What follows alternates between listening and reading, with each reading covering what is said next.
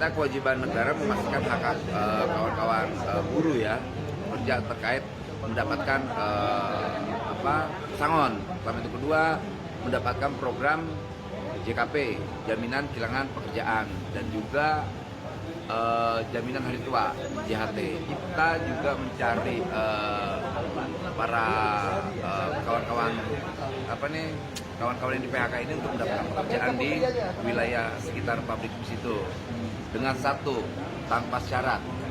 Yang penting mereka mau bekerja dan tidak dibatasi oleh umur. Selamat pagi dan jumpa lagi dengan Pak Git.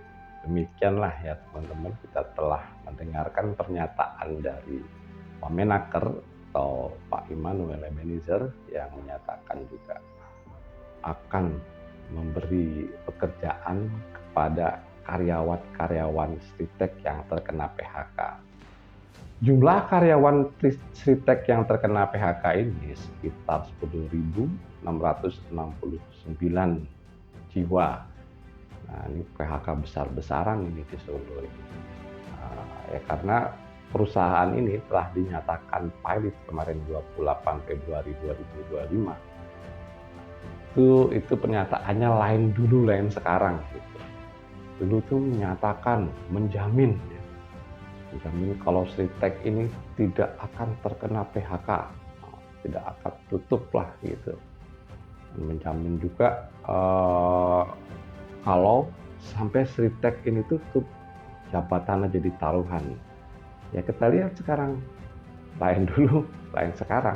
Ucapannya beda ya, melenceng-melenceng beginilah modelnya gitu. Yang jelas kita rakyat itu butuh tindakan real. Tindakan real artinya di sini para pejabat itu supaya tahu malu gitu.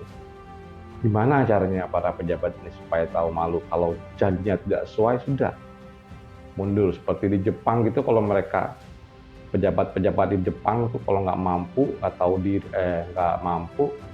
nggak sesuai dengan target mereka, itu mereka mengundurkan diri. Ini budaya yang bagus, perlu dicontoh. Jepang ini beda banget dengan pejabat-pejabat di negeri Konoha, itu beda banget. Kalau udah ada janji yang tidak terpenuhi, yang tidak sesuai, berusaha akan membela gitu. Padahal dia, ya itu tadi, kalau soal melanjutkan mencarikan pekerjaan, dia kan bisa diganti Wamenaker yang baru, ganti, cari orang yang lebih kompetensi. Ya kalau Sritek oke lah gitu ya, sudah dinyatakan pilot ya, secara SOP juga istilahnya asetnya, kekayaannya sudah dikelola oleh kurator gitu. Ya ini udah standar lah kalau sudah seperti ini. Yang artinya juga kita kalau kita hitung itu ya, utangnya Sritek ini itu lebih besar dari aset yang dia miliki.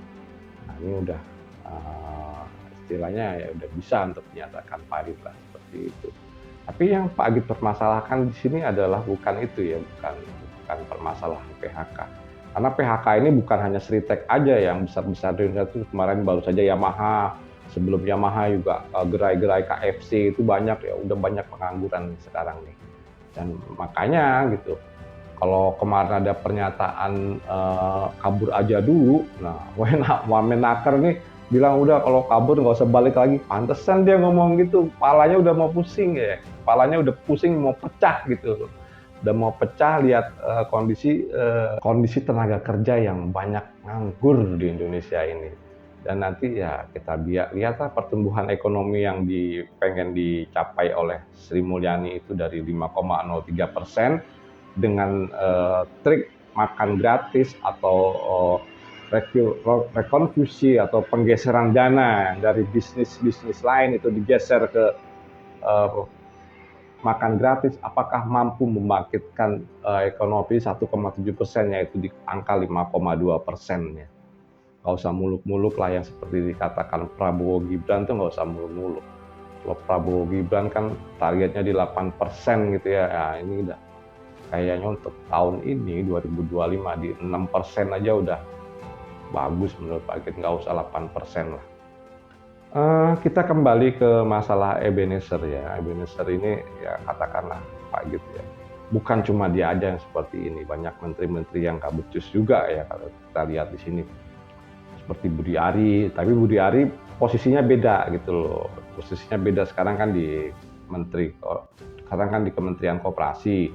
Nah, waktu beliau menjabat dulu di di Kominfo ya, waktu beliau menjabat di Kementerian Kominfo itu kan bermasalah dan masalahnya sangat besar sekali dan urgent menurut Pak Git. Nah, udah tahu kok begini masih jadi pakai jadi menteri gitu. Harusnya kan berkaca dari kejadian-kejadian yang lalu. Gagal kejadian lalu kok masih dipakai. Berarti kan manajemennya nggak bagus yang dia pegang. Ya jujur saja gitu, jujur saja dalam arti yaitu tadi kita lihat dari fakta yang ada. Udah gagal di kementerian lain malah digeser. Berarti pola manajemen yang diaktifkan atau yang dipakai atau digunakan itu tidak bisa membereskan kemauan rakyat. Kalau sudah keinginan rakyat ini sudah tidak perlu terpenuhi, ngapain Pak Prabowo pakai menteri-menteri yang kayak begini?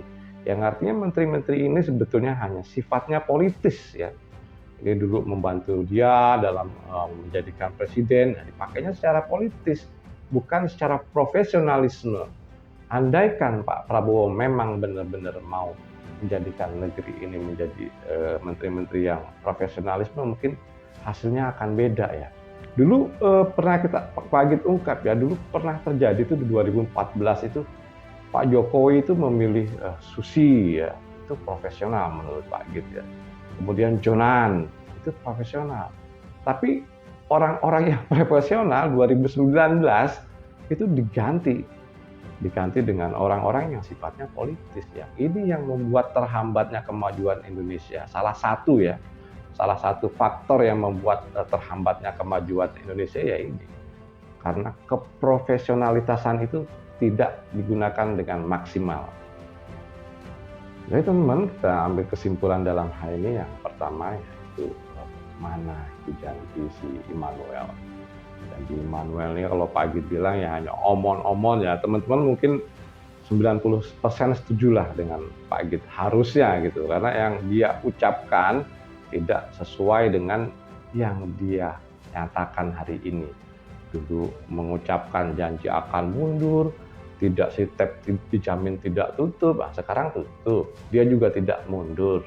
Kan sudah dua objek ya, dua objek yang istilahnya dikhianati oleh beliau. Nah, ini harusnya kita tagih ya.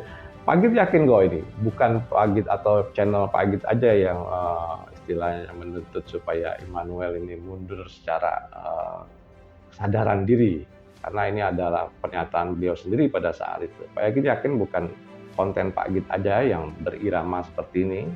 Nah, konten-konten lain juga banyak kok yang bernada seperti ini, yang mengharapkan beliau berucap itu sesuai dengan kenyataan.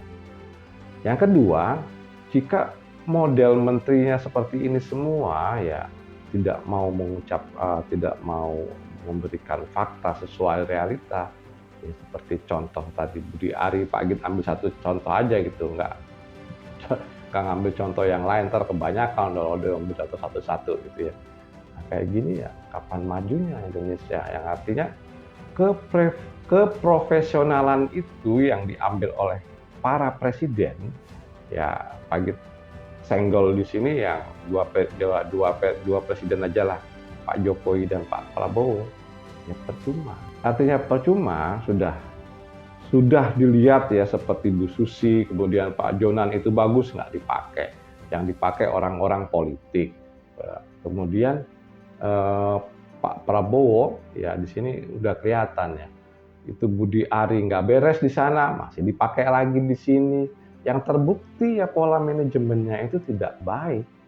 Dengan kondisi-kondisi para pejabat atau kementerian ini seperti ini, kita mungkin tidak akan bisa berharap banyak gitu ya. Artinya dengan PHK yang sudah terjadi, kemudian pengalihan dana rekonstruksi dari anggaran-anggaran kementerian lain dialihkan ke makan gratis yang berharap ini akan meningkatkan ekonomi pertumbuhan menjadi 5,2% di tahun ini, Pak Git rasa ini akan percuma gitu loh kalau menteri-menterinya tidak profesional. Oke teman-teman, menurut Pak Git ini cukup sekian dan terima kasih.